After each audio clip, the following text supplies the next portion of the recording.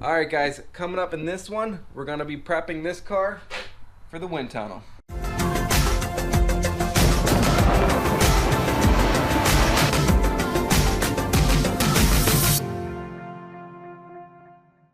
Alright, so I kind of teased this in some prior videos, but we are taking this car to the wind tunnel. I'm pretty excited about it. What I'm going to do, I'll put a tag up here as well as in the video description below. I'm going to make a playlist of all of our wind tunnel videos. This will be my 4th time there. One trip I split into 2 videos, so we already have 4 wind tunnel videos. This one will probably be split into 2 as well. We're going with Al Watson and the guy at Race Louvers again. They're going to do a bunch of stuff on the front end because my car already has the post radiator ducting. We're going to blank the intercooler because most cars don't have this. They want to try out a few things with their own fender louvers. Does a post radiator duct flow better with or without louvers? They're getting a hood that already has louvers in it. That's really popular for this chassis Mustang, so that way they can kind of like back to back compare those. As far as what I'm doing, all of our wings, so we have our Apex 8 not available yet, but our Apex 10, our Fulcrum 12, these 2 wings will be coming soon, and then our current offering of our Apex 12, Apex 15, and Fulcrum 14. Is that all of them?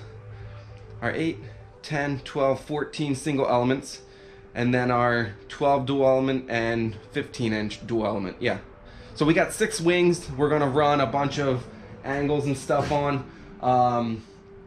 Wind tunnel time is very expensive, and I'm gonna say this now. I know a bunch of people are gonna have a bunch of questions about why didn't we test this, that, or the other thing. Usually it just comes down to time. That's it. We got to get in, kind of do our test, do like the more important stuff, I guess. But a lot of times we end up leaving the tunnel with more questions than answers, or just new questions. So, but yeah, so what we're gonna do is get started on this. There's a few things we got to do. The wind tunnel we're going to gives you this little sheet of paper to kind of fill out. So that way when you get there, the pads that your car sits on and measures everything are where they need to be. We also need to lower the rear ride height 1/4 of an inch because they sit on pads that's up 1/4.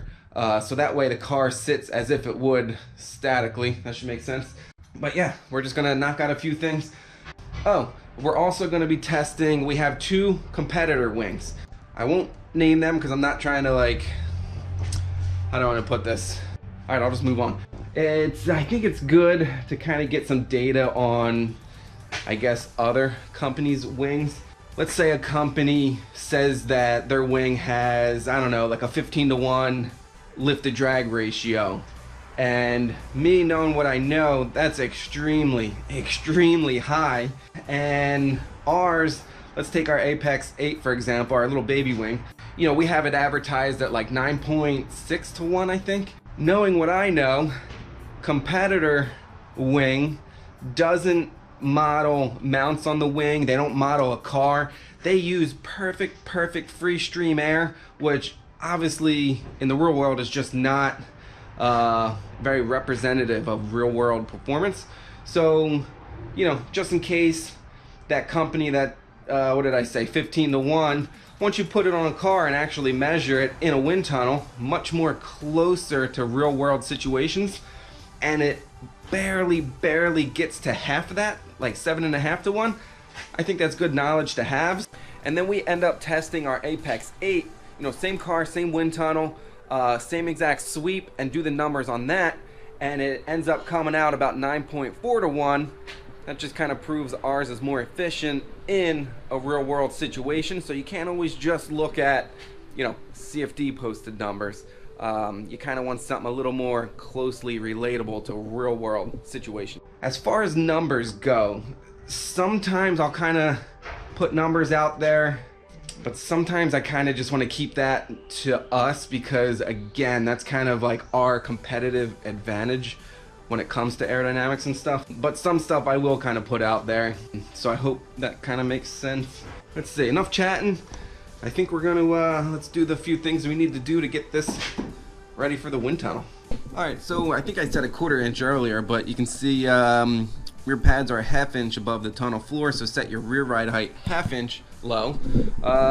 So easy enough for coilovers.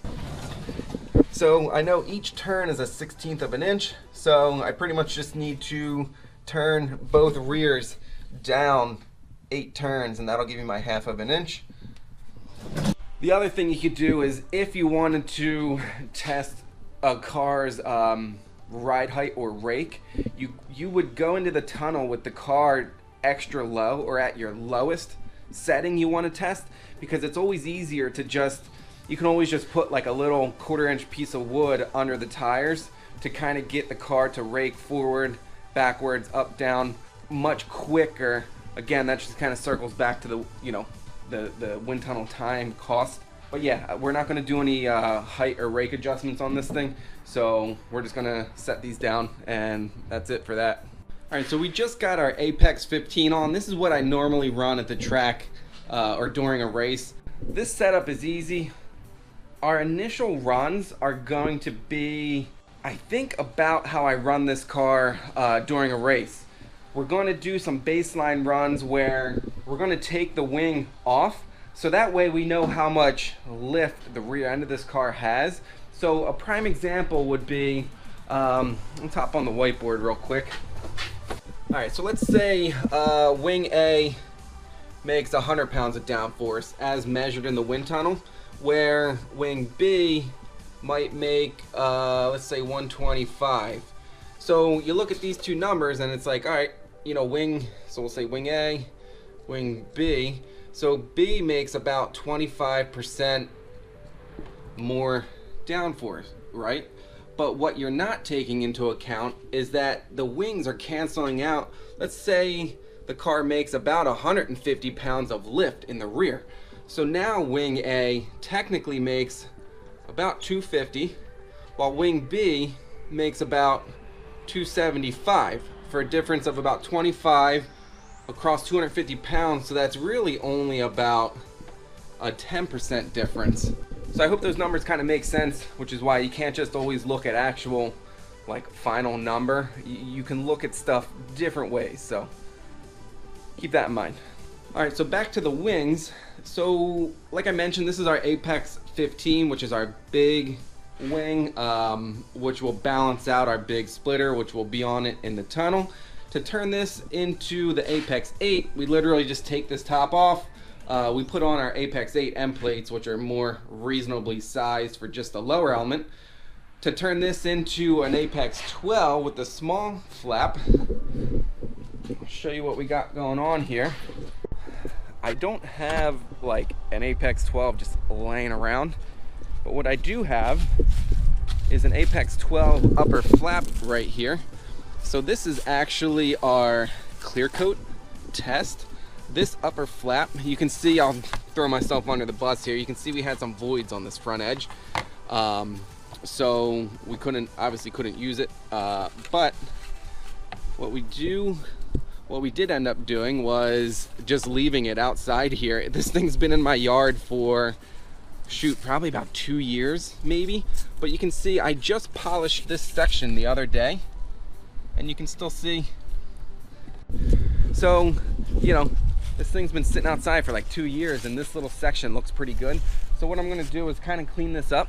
But yeah, so here's our upper flap that will turn our Apex 15 into a 12, and then just removing the flap makes it an Apex 8.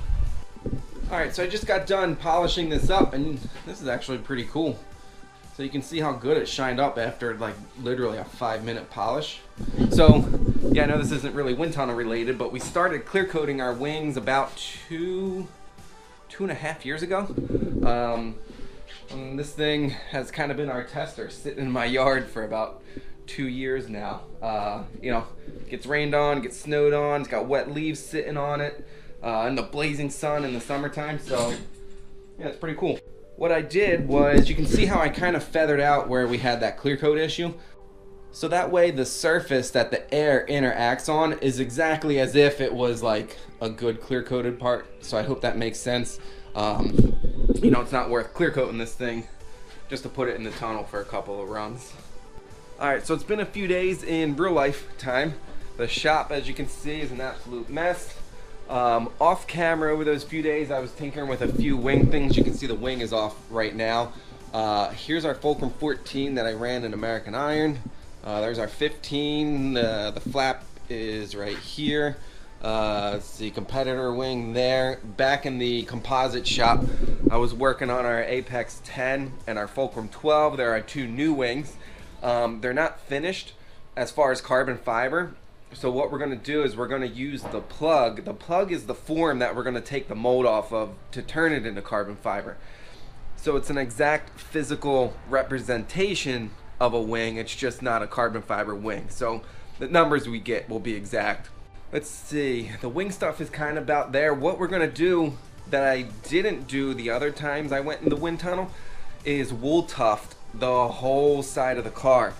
You know, in the past, if you watch the other videos, I put a link in the video description below of our wind tunnel playlist. I think it was the Audi. The first time we went to the wind tunnel, the guys who own the car, they like washed and waxed the car. And when we tried to put wool tufts on it, they would like, the tape wouldn't stick and they would just like slip off and fly off.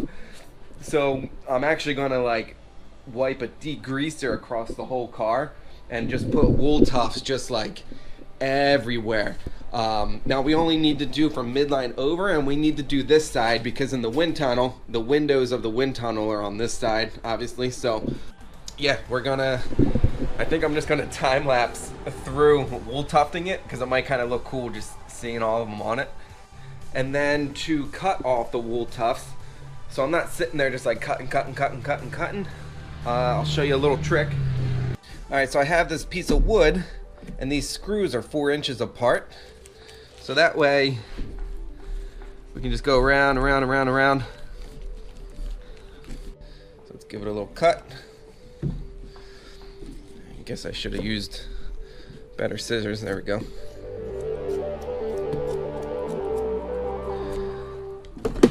All right, there you go. Huge pile of exactly the same length, 4-inch wool tufts. You can obviously change them if you're doing like, you want to see like a longer stream somewhere, or shorter, whatever, you know, do your own thing. But yeah, let's get these all taped everywhere.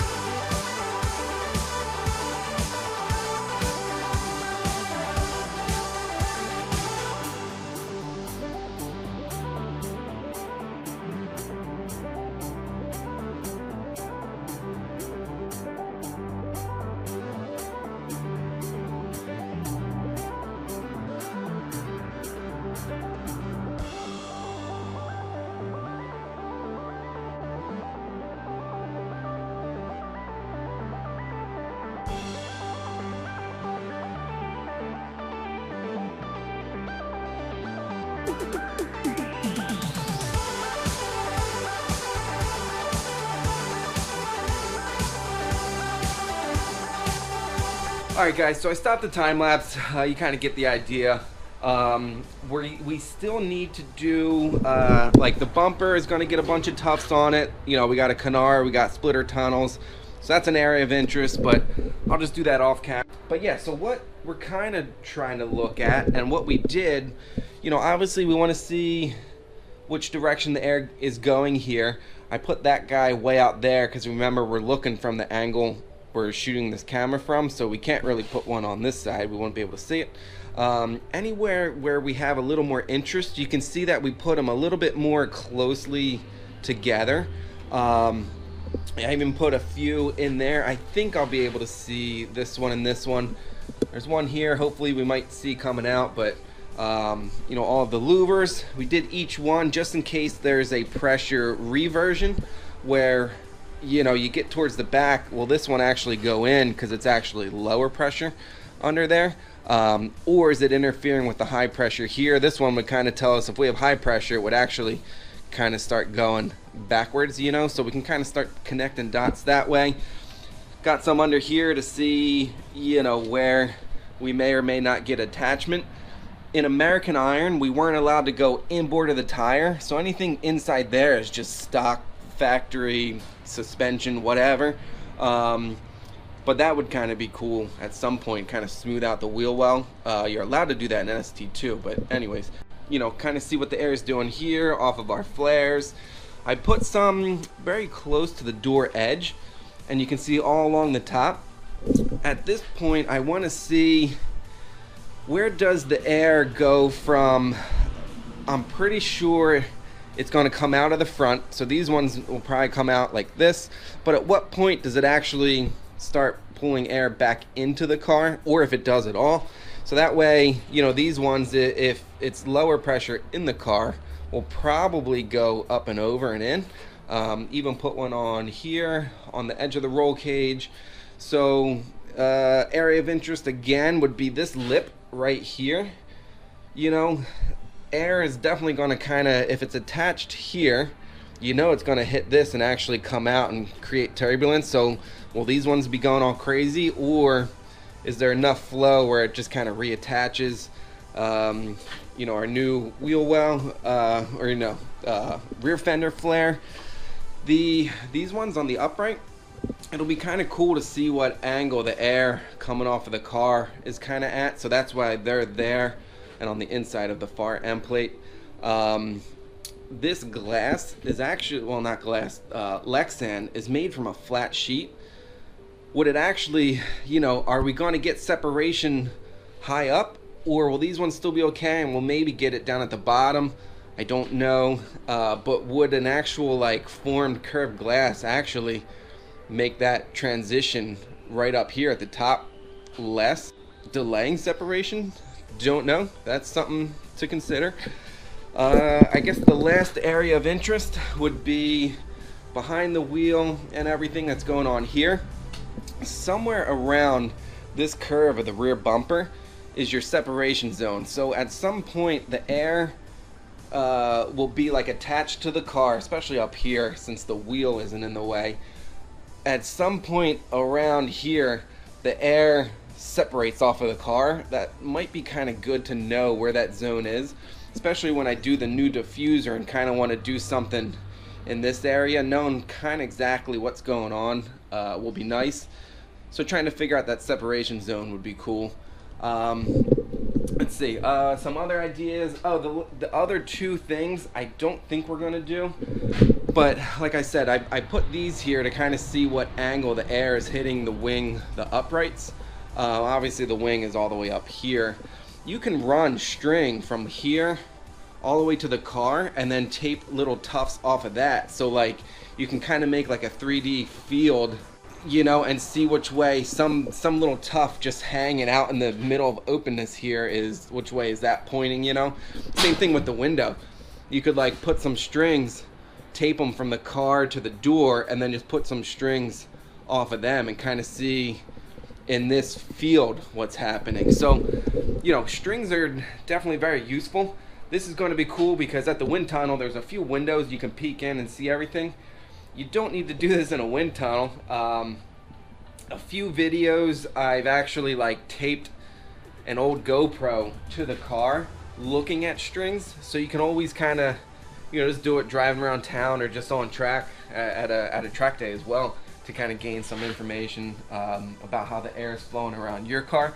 So yeah, if you hit that subscribe button and see this car in the wind tunnel, how the air flows on this car will be different from yours, but you know, you can still kind of get some information and some knowledge from it. So yeah, I'm going to go kind of finish wool tufting some things. I'm going to fill in a few spots. I think I can add a few more, and we'll get back to it doing, you know, I made a list. I don't know what I got to do next, but something. Alright, so I'm plugging along here on the front of the car.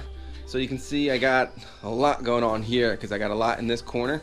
I already took the canard off, which is this one.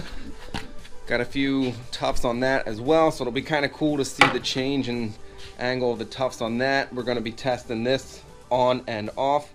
You can see that I also wool tufted the splitter rods to kind of see at what point these kind of start like moving or turning or whatever. Same thing with that one, because air is going to be going through the radiator and up and out the hood. See if those change at all, be kind of neat. So yeah, we got all this going on. Side plates, yeah, test with and without this splitter side plate as well. Couldn't really do much in the tunnels. I put one right here maybe to see if it's still attached over here, but there's no way we're going to be able to see under there in the tunnel. Oh, the other thing, this was a dumb little project that I did. I printed out these little tiny wing profiles to replace these, and what they are is these spacers for this gap on the splitter side plate here. Instead of having a round cylinder, you know, replace the round cylinder with these little tiny wing profiles. I'll try and put a little picture on the screen right now, but you know, a winged shape is like half the drag, or even less than half the drag of like a cylinder. Now granted, I'll be replacing, you know, 1, 2, 3 on each side. It's probably almost immeasurable. So anyways, dumb little project when I had some free time to do.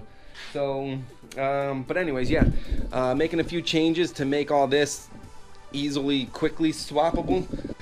Whereas like all the hardware is going to be in a bag, canards, you know, ready to go, just to kind of make the most out of our time in the tunnel, and how we're going to start the tunnel runs. Al and the guy at Race Louvers are going to do all their louver stuff first. Then we're going to start adding on pieces. We're going to do obviously the side plates. Then we're going to install the flap. Then we're going to do the canard. But then we're going to remove the flap, and the reason we're going to do it that way, if you didn't see the E36 wind tunnel video, we did a set of 2 plain canards on the front with what we call like tire blockers right here.